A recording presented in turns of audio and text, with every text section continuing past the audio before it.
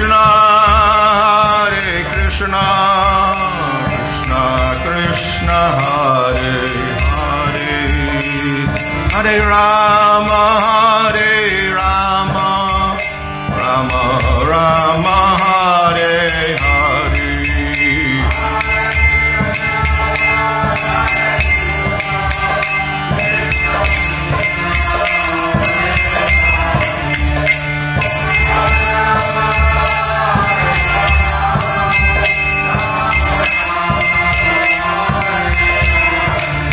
Hare Krishna, Krishna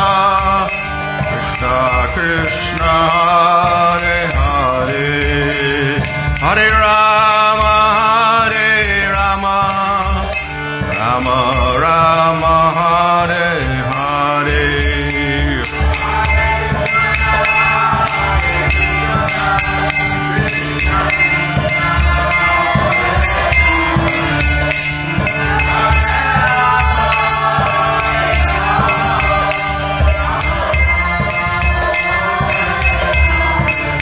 Hare Krishna, Krishna Krishna, Hare Hare, Hare Rama, Hare Rama, Rama Rama, Hare Hare.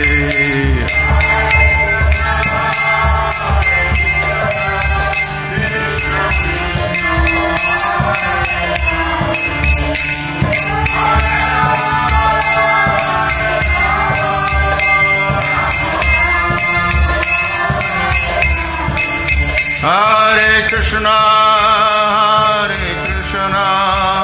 Krishna Krishna, Hare Hare, Hare Rama, Hare Rama, Rama Rama, Hare Hare.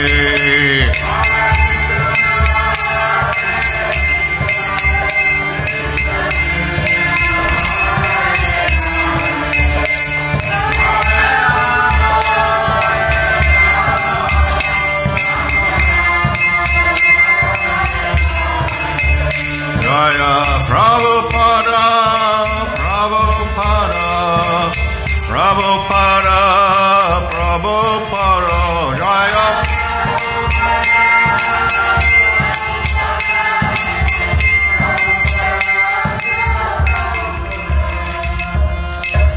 Reading from Srimad Bhagavatam, 2nd Canto, Chapter 1, Verse 20. Rajastamo Bhyam Akshatam Vimudam Mana Atmana Yachet Darayana Dhiro Hanti Yatat Kritam Malam. Raja, the passionate mode of nature, Tamobhyam, as well as by the ignorant mode of material nature. Akshiptam, agitated. Vimudam, bewildered. Mana, the mind. Atmana, of one's own. Yachet, get it rectified. Dharanaya, by conception of Vishnu. Idhira, the pacified. Hanti, destroys. Ya, all those. Tatkritam, done by them. Malam, dirty things. Translation: one's mind is always agitated by the passionate mode of material nature and bewildered by the ignorant mode of material nature. But one can rectify such conceptions by the relation of Vishnu and thus become pacified by cleansing the dirty things created by them. Purport: persons generally conducted by the modes of passion and ignorance cannot be bona fide candidates for being situated in the transcendental stage of God realization. Only persons conducted by the mode of goodness can have the knowledge of the supreme truth. effects of the mode of passion and ignorance are manifested by too much hankering after wealth and women. And those who are too much after wealth and women can rectify their leanings only by constant remembrance of Vishnu in its potential impersonal feature. Generally, the impersonalists or monists are influenced by the modes of passion and ignorance. Such impersonalists think of themselves as liberated souls, but they have no knowledge of the transcendental personal feature of the absolute truth. Actually, they are impure in heart on account of being devoid of knowledge of the personal feature of the absolute. In the Bhagavad Gita, it is said that after many hundreds of births, the impersonal philosopher surrenders unto the personality of Godhead.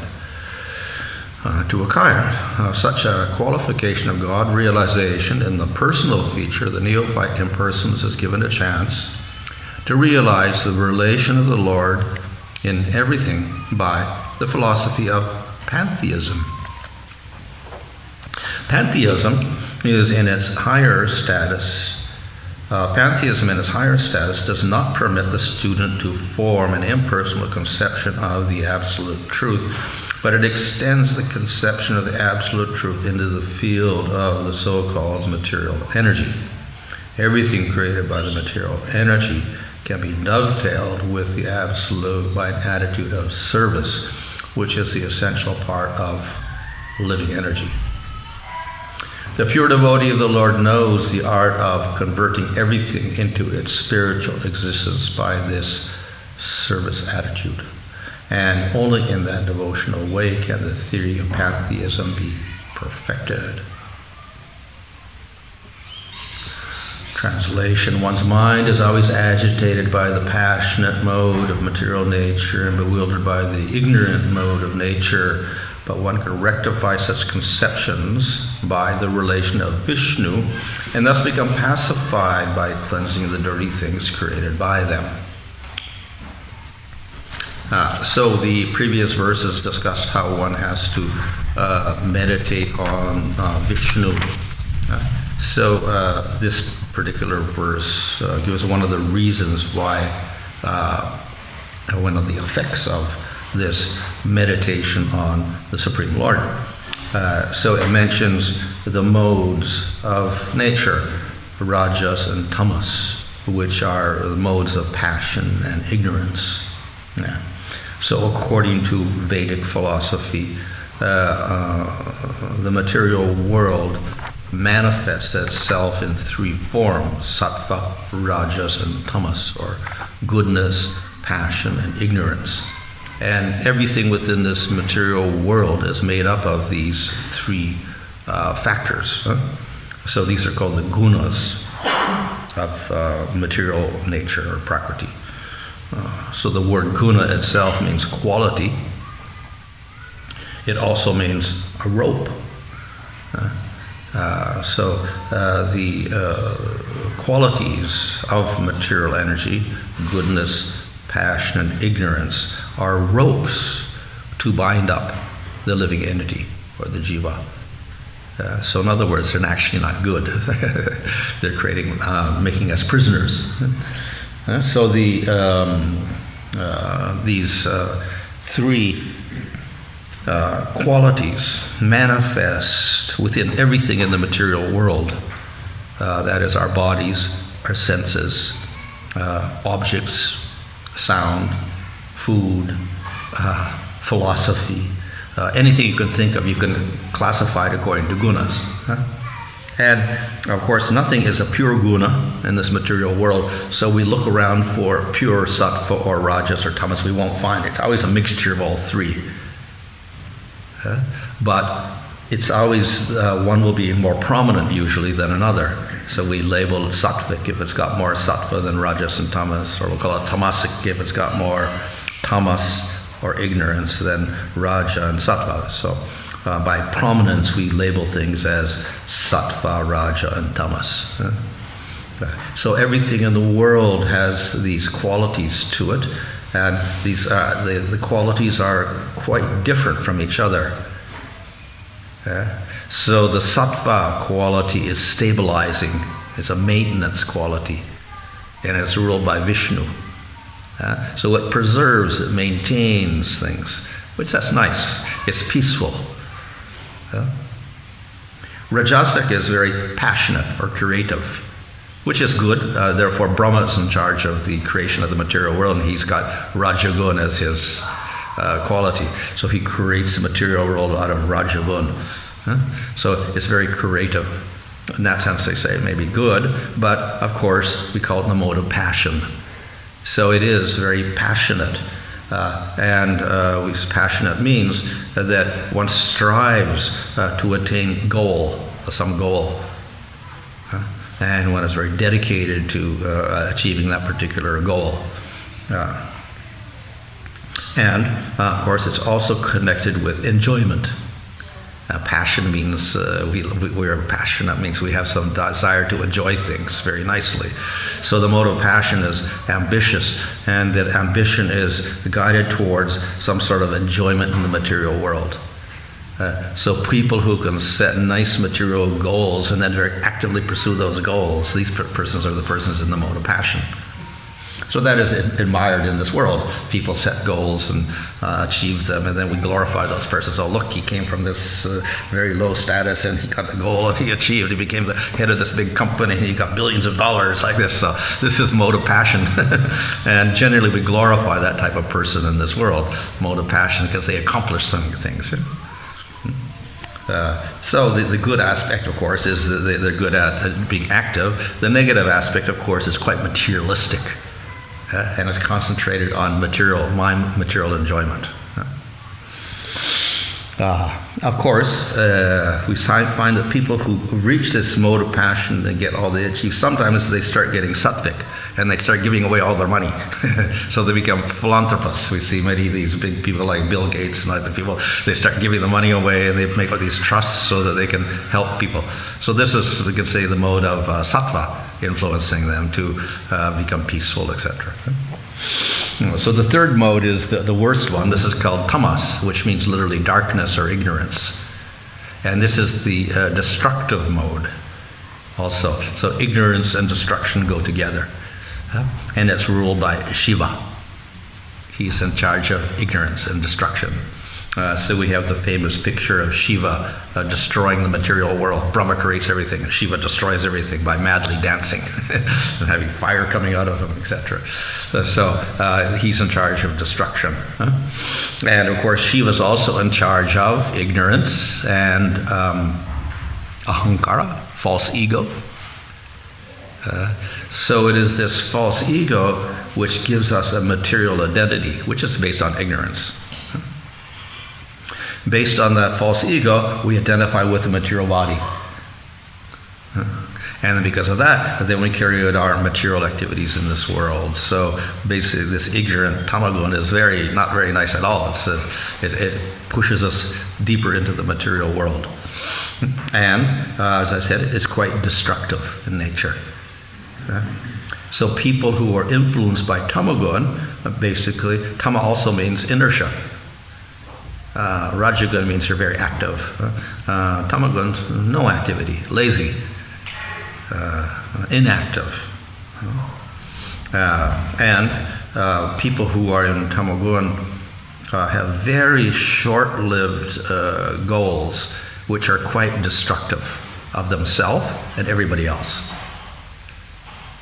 So that's the mode of tamas. It's very destructive to the self and to other people. So they don't care about their own bodies. They'll do anything on their body and make it get destroyed, and they don't care if they harm other living entities, etc. So this is mode of tamas. It's very bad. So this is the real demoniac mode of nature. The whole world is divided in this way, so we get the 14 lokas. So the upper worlds are sattvic, the middle worlds where we are rajasic, and the lower hellish worlds are tamasic. And we can classify not only people into these modes, but also things like food. So we have tamasic food which is by nature destructive and unhealthy for you, and it puts you into a sleep mode or into a destructive mode. That's the tamasic food. Rajasic food makes you very active and wanting to do things. And sattvic food is very, let's say, peaceful food that helps us maintain our balance in this material world. So we have sattvic, rajasic, tamasic food. We have environment, tamasic environment, an environment which encourages us to be more destructive and more, let's say, sleep-oriented, etc., drug-oriented, etc. That's the tamasic environment. Rajasic is something that helps us, stimulate us to do a lot of activity, which you can say is modern cities in large extent. And then sattvic environment is we like peaceful relaxation, like going to the country and or going to the beach or something and relaxing. That's a sattvic mode. So places can influence us, food can influence us, music can influence us. We have destructive music, very loud, rhythmic, harsh music. That's very destructive to the living being. Passionate music gets us very active and stimulating, gets us jumping up and down. And then sattvic music keeps us nice and calm and whatever and relaxed. So in this way, we can influence our own nature by the things around us, our environment, our food, our music, and whatever association, etc. We can alter our gunas by the choices we make. So that's the opportunity of the human being. He can actually choose the mode or his guna according to the things he does, his food, his actions, his association, etc. And of the three modes, the scripture prefers sattva over rajas and tamas. So here in this particular verse, rajas and tamas are mentioned as the bad ones. These are the ones which give agitation to the mind and make us all bewildered and disturbed. So better to go for sattva over rajas and tamas. And we can do that by the choices we make in life. However, even that sattva, which is better than the other two modes, is still material. So we cannot depend on sattva to solve all of our problems of life. It will keep us in the material world. And that is why in Bhagavad Gita, Krishna explains that you can go to the heavenly planets, Svargaloka or above, that's sattvic, but you can fall from there again. And you come back here, and then you enjoy here, and then you may go up there, and you fall there. So it doesn't get you out of this world at all, sattva. You're still stuck in the material world. So sattva is better because it's peaceful, etc. And another advantage of sattva, or goodness, is that not only we're peaceful by nature, but we naturally develop knowledge that we're not the body. We're something else. So in other words, this gives us a spiritual inclination at least. That much sattva gun could do. So in that sense, it's good. So it's explained in the scriptures that sattva gun is a secret door or passageway within material nature. It's like you're being in a prison. We're in the prison of this material world, and we can't get out. The doors are all locked and whatever, high walls and bars in the windows, and can't get out. We struggle like anything to get out of the material world. But there's a little secret door. If you get the secret door, you can get out of that prison house. So the secret door is sattva gun. If you can get up to sattva gun, then your mind starts thinking, I'm not the body, I'm the soul. And when we do that, then we develop faith in scriptures. When we get faith in scriptures, the scriptures tell us how to get out. So in that sense, sattva is a little door within material nature itself that helps us get out. So that's called vidya, or knowledge. Everything else is avidya, ignorance. But in sattva gun, vidya manifests, or knowledge manifests, by which we understand I'm not the body, I'm the soul, I'm Atma. And then we begin to become inquisitive about scriptures, etc. We get some knowledge that way. And then we can follow the process of jnana, yoga, or bhakti and get out. So in that sense, sattva is preferable over the other modes because it allows us to get out of this prison of the material world. So this is, of course, part of the answer to the question that Parikshit is asking, what do we do when we're going to die? So we're trying to prepare for going beyond this material body, or beyond this body, get another body, or get no body, or whatever. So the answer is, if we're going to die, better that we don't take another body in this material world. Get out of the prison house. Yeah? So that's one solution. But that's, of course, not the final solution here, but it's one solution. And to do that, we should do yoga or jnana and get rid of the material body and our karma, etc. The other solution, of course, is to worship the Supreme Lord and meditate on the Supreme Lord. And think of the Supreme Lord, which is mentioned here, that even if you're doing yoga, you should concentrate on the form of Vishnu or Krishna. And by that remembrance, of course, you can control the mind, you can destroy the gunas, tamas and rajas and sattva, etc.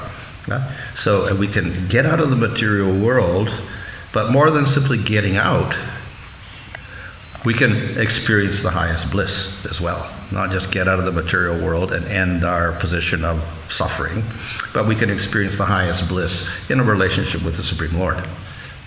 So that is the process recommended in the Srimad Bhagavatam. So in relation to that, we first get to sattva, and then we think, I'm not the body, I'm something else. And then we say, okay, I'll understand this absolute truth, and I'll try to get liberation from this material world. So if we have no guidance, this becomes an impersonal goal. Let me merge in Brahman. Let me simply get liberation, like that. So, to help us get beyond that, Srila Prabhupada mentions here one technique. So he says, we practice pantheism.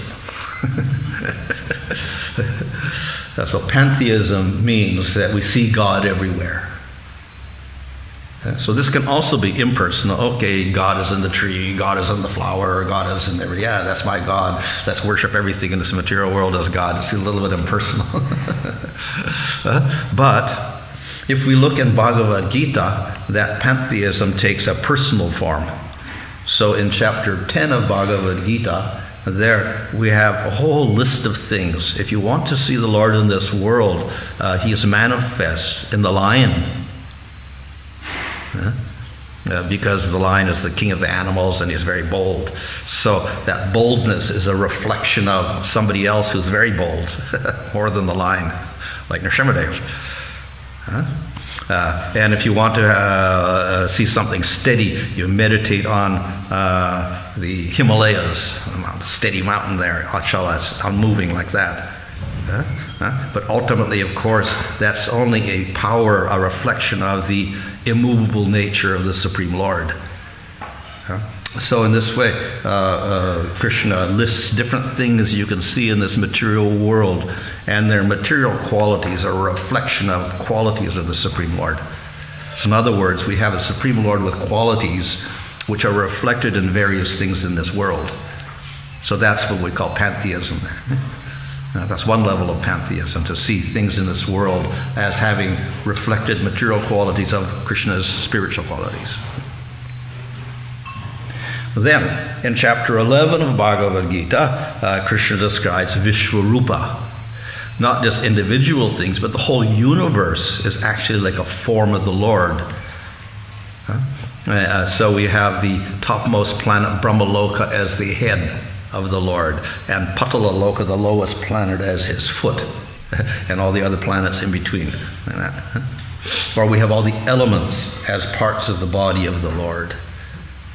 And we have the animals and the trees and the devatas as parts of the Supreme Lord, and we have the sun as his eyes and whatever, and the directions as his ears, and fire as his voice, etc. So the different senses of the Lord are related to different elements and different devatas of those elements. In other words, the whole universe and all of its material elements take on a form with a head and arms and feet and torso, etc. So the universe itself is a form representing the Supreme Lord. Of course, it's material. So the material world is a representation of the Supreme Lord's personal form, but it's material. So this is also a type of pantheism, to think of the material world as a form of the Lord. So the advantage is that at least this helps us understand that the Lord has a personal form. He has a form. Of course, this is not considered the best meditation because it's material things. The line is material, the mountain is material, the tree is material, the universe is material, all the lokas in the material world are material. So in that sense, it's not good. But at least it takes a form. There's a head, there's arms, there's feet, etc. And there's qualities. So this type of pantheistic meditation relates to a personal form of the Lord. That's the positive quality. Negative quality is all material. So therefore, this Vishwarupa is considered an inferior meditation for less advanced yogis. If one becomes purified by meditating on the form of the Lord as this universe, etc., with all of its elements, etc., after doing that, gradually we can accept a spiritual form of the Lord. And this becomes Paramatma feature. So that's what the yogis do. Advanced yogis will meditate on the Paramatma, the form of Vishnu with 4 arms in the heart and pervading everywhere. So that's a more bona fide spiritual form of the Lord. So that's more advancement there. And when they meditate on that form, they understand this form of Paramatma, form of Vishnu, is the creator and destroyer and pervader of the material world. That's his nature. This is the Supreme Lord. So it's true, but it's a very limited form of the Lord. So though it is an acceptance of the form of the Lord, even that is not considered to be the highest.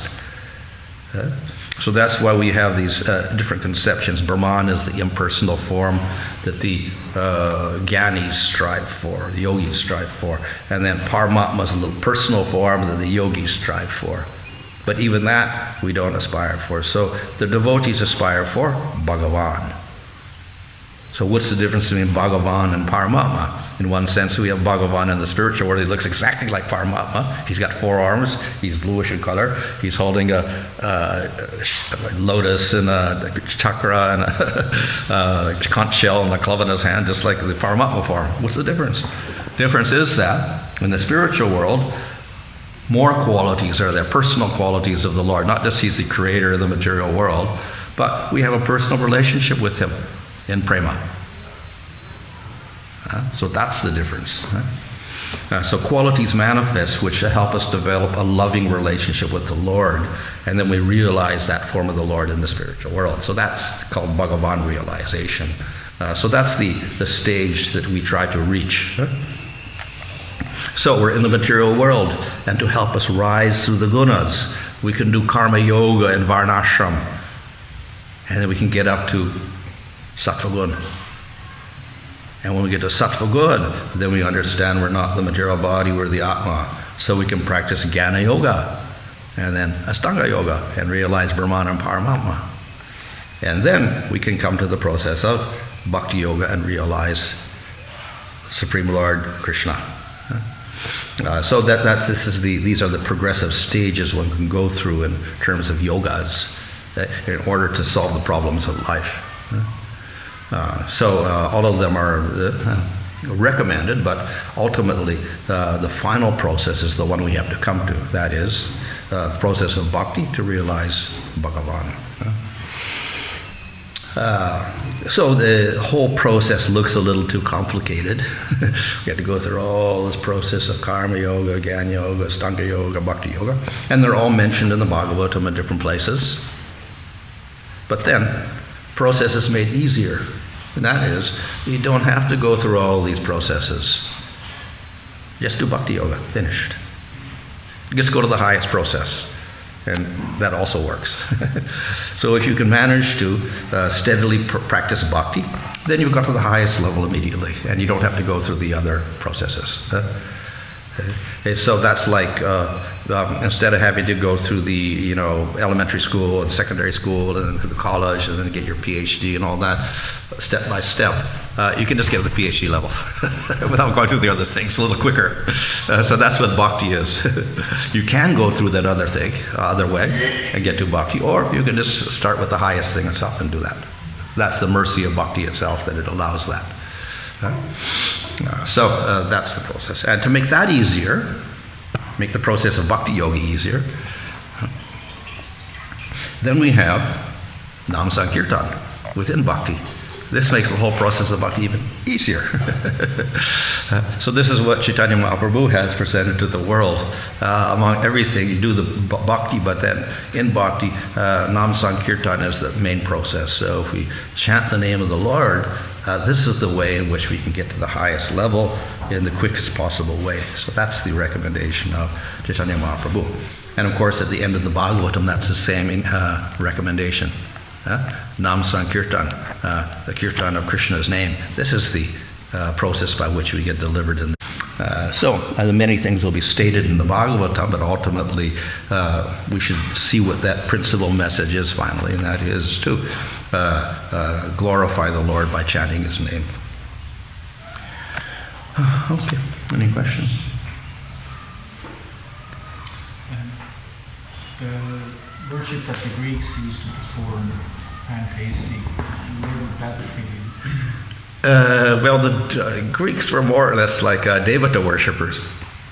They had Zeus and who else? Apollo and all these other Devatas, the god of thunder and the god of Mercury was, Apollo was the Mercury, was a messenger of the gods, and Venus was the love goddess, except Aphrodite. Dionysus was the god of intoxication, liquor. They had many gods. The same with the Romans, they had many gods. So more like Devata worship, which we can say is kind of associated with pantheism, because each of the Devatas is in charge of an aspect of the material world, like Varuna is in charge of the water, and Vayu is in charge of the air, and Surya is in charge of the sun, etc. Indra is in charge of the rain. So parts of material nature are governed by a certain god, whatever. But if it becomes less pantheism and more polytheism, that each god has a separate little control, like Devatas, independent Devatas. So that's not considered so good. That's a lower level, that polytheistic type of thing, which is more or less like Karmakanda and Jaimini's philosophy of Karma Mimamsa. The gods are kind of independently doing these things, and there's no supreme person over that. So when Prabhupada's talking about pantheism here, he's thinking at least there's a supreme person there, even though he's kind of distributed throughout the material world. So I think the romantic poets in Europe, like of Wordsworth, they were kind of pantheistic in one sense, that there's some spirit pervading all material nature, and by glorifying and appreciating the material world, we get a little spiritual inspiration. So, Maharaj, you're mentioning that we contain sattva by the choices we make in life. Yeah. And I'm wondering if you can explain that. Okay, yeah. In light of Bhagavad Gita 3.5. Yeah. So we, of course, by our birth, we're born in a certain family by our karma, and then we have a certain body which has certain gunas in it. And then our environment has certain gunas in it, and our family, our members are gunas, father and mother have certain gunas, and that's obviously going to influence the child. So we have our basic guna and all the karma that goes with it to do something. So in that sense, we're a little helpless in the material world, and as Bhagavad Gita says, chapter 3, Prakriti is doing everything. Everything is done by Prakriti. So in that sense, yes, it looks very helpless. But within that, the human being jiva, a person who's attained human status, he does have some choice. It's not that everything is decided for him in life. So we can't say, I choose this, and therefore the choice is completely governed by the gunas and karma, therefore I have no choice. We can't say that. So yes, there is some influence around us of the fire, but nevertheless, we always can choose something or other, and we may make a different choice that's beyond the push of the gunas or whatever. So that opportunity is always there for the human being. And therefore, the human being is responsible for his actions and his choices, and thus he gets karma, whereas the animal doesn't. So the animal can't really choose to get out of his situation in the gunas, but the human being by his actions can. And that is precisely why we have scriptures, so that you can make a choice. And if you follow the scriptures, then you start getting out of that situation, being trapped by the modes of material nature. So the human being is in a little bit of a interesting position in which he can just succumb to the modes of material nature, or he can very carefully work with them and kind of rise up through them by his choices. If he's in tamagun, it's more difficult, very difficult for him.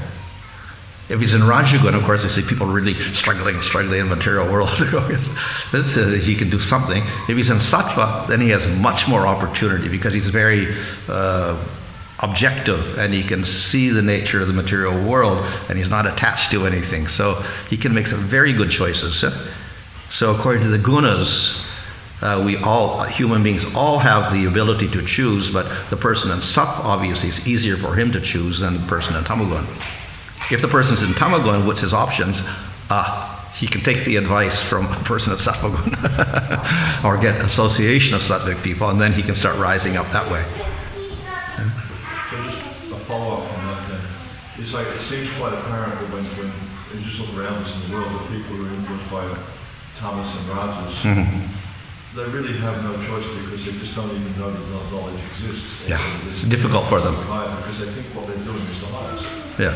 But then for someone who's in sattva, then you know, they actually have that, or there's some influence in sattva, they have that, you know, higher consciousness, therefore they can make choices.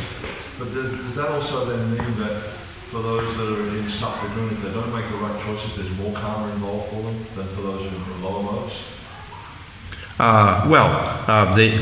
We can say maybe in one sense, but because they have scripture, they're less likely to make bad mistakes. But like if a brahmana, for instance, acts sinfully, is the reaction greater to him than a sudra who does the same act? Well, sometimes a sudra doesn't get the same reaction. He can do more things without getting punishment. So what is sin for a brahmana is not sin for a sudra necessarily. Yeah. So he could do certain things that the brahmana cannot do. So then we can say, yes, then the brahmana, yes, he's got more rules to follow and more sinful reactions than the sudra. If you have knowledge and you don't act according to the knowledge, the reaction. Yeah. Say that. Yeah. The choice involved, of course, is that we can choose association, and by that, if we choose good association, then we can become better. Or we can choose our food. If we choose sattvic food over tamasic food, then we can start changing that way. We can choose our environment. Instead of a tamasic environment, we can choose a sattvic environment. So this helps influence us to, raise our modes upwards. And of course, the real choice is, if we take to bhakti, then we can overcome everything, even sattva.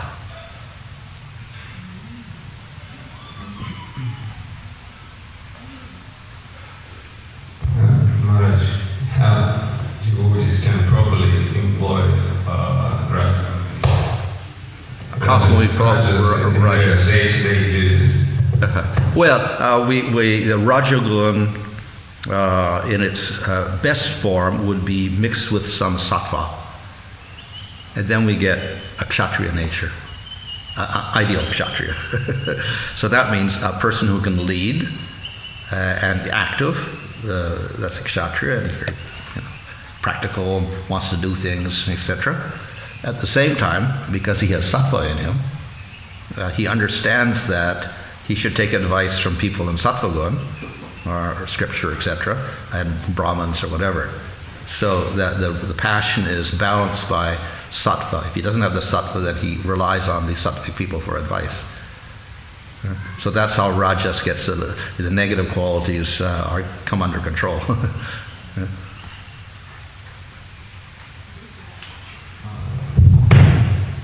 You mentioned that Rajagun fuels It's creativity and Yeah. rapture, they're kind of synonyms in a way. Yeah. So I just know a few devotees that they say that their creativity is flourishes at night time. They can do things like write things or essays or do some kind of creative work, editing or doing some artwork at night time, which is kind of Tamasic. yeah. Well, different people, of course, are influenced in different ways. So, yeah, we say nighttime is tamasic in one sense, but then some people may become rajasic at night also. Or some people may get sattvic at night and be very peaceful. So it depends on the, physiology of the person, I think, how he's affected by the material world and the cycle of day and night, etc. But then, how sadhana goes, suffers. Yeah. So that's material world, obviously. If we're in spiritual life, then we try to more or less correlate with the, let's say the early morning is the best for spiritual activities, etc. Could some devotees then have a choice according to the time signs?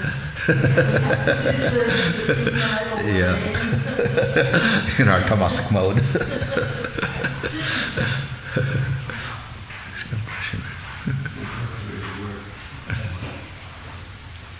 Very well. It's probably go. Maybe Maharaj, you can repeat the questions for Oh, okay. Yeah. You mentioned that we study the bhakti is like studying PhD, and the other processes we start different classes. Yeah. And this can cause us to be puffed up, to think that we're doing the best process, and while Oh, we think others okay. Yeah. can, Yeah. think that we are better than them. And Yeah. can you say something in the opposite direction? How can we appreciate other processes Okay. and not be puffed up? Yeah. How can we also appreciate this way? Not to be puffed up when we meet other. Yeah, so the question is that if bhakti is the highest process, like the PhD, there may be a tendency to become too proud of that I'm on the highest level, and then we start criticizing everybody else. So how can we prevent that? Well, the process of bhakti itself, by its nature, includes that. So as we see in the instruction of Chaitanya Mahaprabhu, we should be humbler than a blade of grass, more tolerant than a tree, and give all respect to others and not expect respect for ourselves. So if we're thinking we're better than everybody else, that automatically puts us in a proud position. So it's not part of bhakti. So in the Srimad Bhagavatam there, Sanatana Goswami, through his characters, he mentions like Narada Muni, and says that the higher you go in bhakti, and the closer you get to prema, and the higher you get in prema, the more humble you become.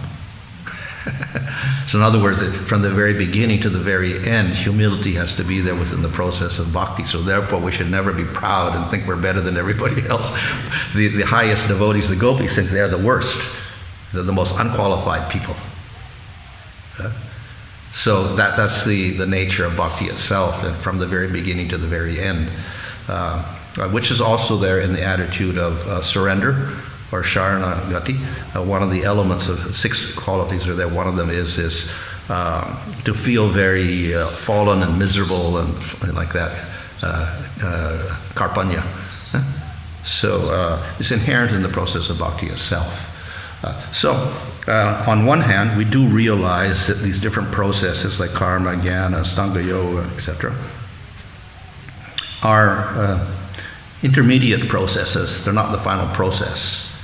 So we have to recognize that.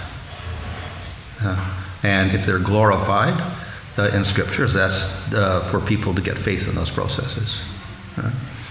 So they're not the highest process. They don't give the final result. That is, we have to have that knowledge as part of our sambandha gyan, or our knowledge to begin bhakti, pure bhakti. We need that knowledge.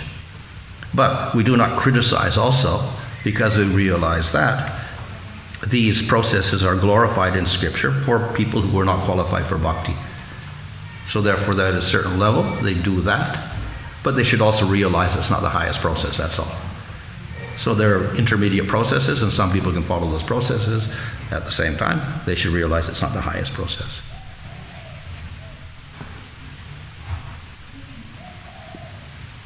Maharaj, there was a bit of a time of urgency when Shukadeva Goswami speaking to Parikshit Maharaj, and Parikshit Maharaj is a qualified personality for the highest process.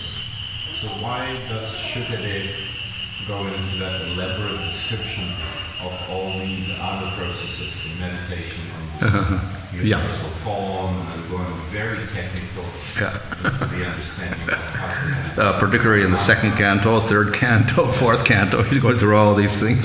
He just says karma yoga, gyan yoga, stanga yoga, siddhis, everything else. And of course, only when we get to the 10th canto do we actually start getting the nectar. So the reason is that the Bhagavatam itself is a Purana, so it covers these 10 subjects. Sarga, Visarga, Sthana, Poshana, Uti, Manvantara, Ishanukata, etc. Up to liberation, and then finally Asraya, the final topic, which is in the 10th canto. So it covers, as a Purana, it covers all these topics. And because the audience here was mixed, therefore he has a little bit for everybody. To catch the interest of the yogis, he has this bit here on, you dharana and samadhi, etc., like that, and concentrate your mind, sit in a nice lonely place. Other sections are about, jnana, etc., and understand you're not the body, but your atma, and by this you get liberation. So, according to the different audiences, he has sections for different types of people to get their interest. That's all. And by that, then showing what the result is, the final result, then he encourages them to get into devotional service. You mentioned about philanthropists, its mode of goodness, and they engage in their lives in doing good for others. So when we look at aspiring devotees and practitioners, when we are sharing Krishna consciousness, for example, we have yoga studios or Krishna Buddhists and devotees going out in vans and distributing books and doing seminars or teaching. Then I have heard also sometimes there's a lack of in-house training or accountability in the name of preaching or teaching, where we are trained to how to share Krishna consciousness and all that, but there's no accountability in terms of spiritual practice, because that's where the state comes from in order to do anything to bring people up gradually to Krishna consciousness. So even though we may, like speakers like Gauranga Prabhu or Jai Shetty, they bring in people in the material world up in their consciousness, so they're talking about material life. Oh, this person was died down here and they came up here.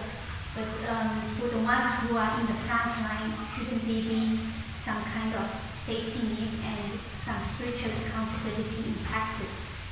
Understanding that the strength is coming from Krishna, and if their practice is not good, it may not be that beneficial to the people who are getting that knowledge. That's in terms of the preachers, you're saying. Should we have some sort of standards or whatever for those preachers? Whether one is preaching, outreach preaching, or just direct preaching, I think the same thing applies. There should be some standards, obviously. So the preacher has his own responsibility of developing his own spiritual life through proper knowledge, which we get from the books, and through his sadhana. And of course we can regulate that in one sense, so therefore we have things like Bhakti Shastri and Bhakti Vaibhav and things like that, where you get the knowledge at least, and to some degree they also monitor your sadhana, etc.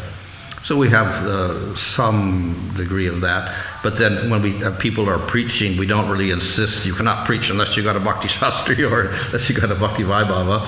People who don't have those degrees are also preaching, so we don't strictly enforce those standards on preachers. And probably if we did, it would limit the preaching also, it would stop the preaching or limit it to a large degree. So therefore, it's maybe the individual responsibility that a preacher must have, that he has to be up at a certain standard at least if he's going to preach to others. Which is there previously also.